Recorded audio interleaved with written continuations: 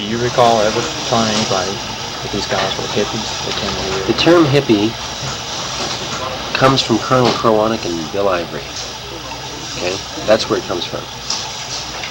Once the newspapers got a hold of it, that became the thing. That was the case. But I mean, if you've listened carefully in the first 3 weeks, you understand the sloppiness of the first 3 hours of this investigation. And they were totally unaware of what they had done, what they had trampled, who they had interviewed, who they hadn't interviewed, and my descriptions of the assailants. I mean, until 6 weeks later. I went to them week after week after week saying, when are you going to talk to me about this case? And they kept saying, we're processing leads, we'll get to you. I mean, it's just most unbelievable. You think that they had you pegged from the first minute? From 6 o'clock that morning. From that time on. Well, it's beginning to look like they did.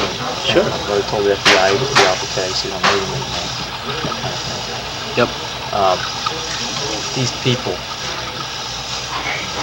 beyond the fact that it was clear that they were to be found, beyond that fact, do you have any strong feelings about just filing and having them prosecuted?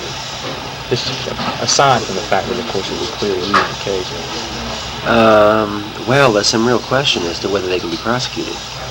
My feelings are different from the facts. The facts are it's going to be very difficult to prosecute them.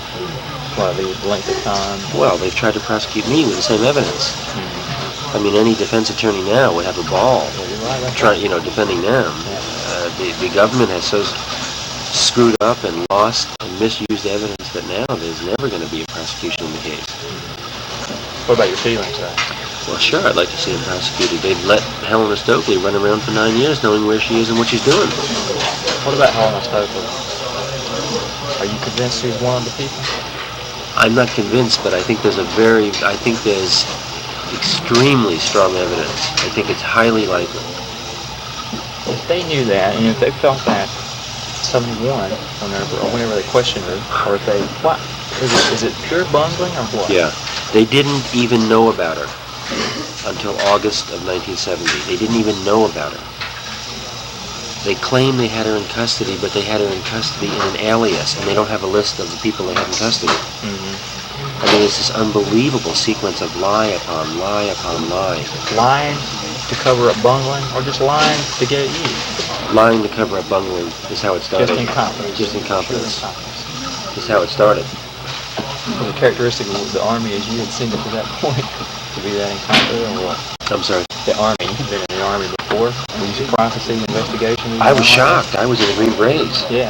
The Green Berets seemed very competent.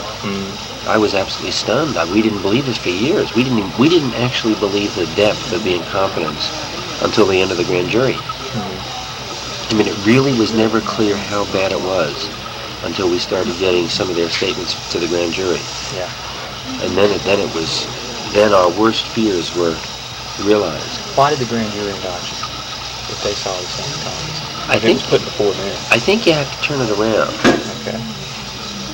Why did it take federal prosecutors and the entire FBI and the entire CID 6 months to get an indictment from behind closed doors in which there's no defense, and they can say whatever they want?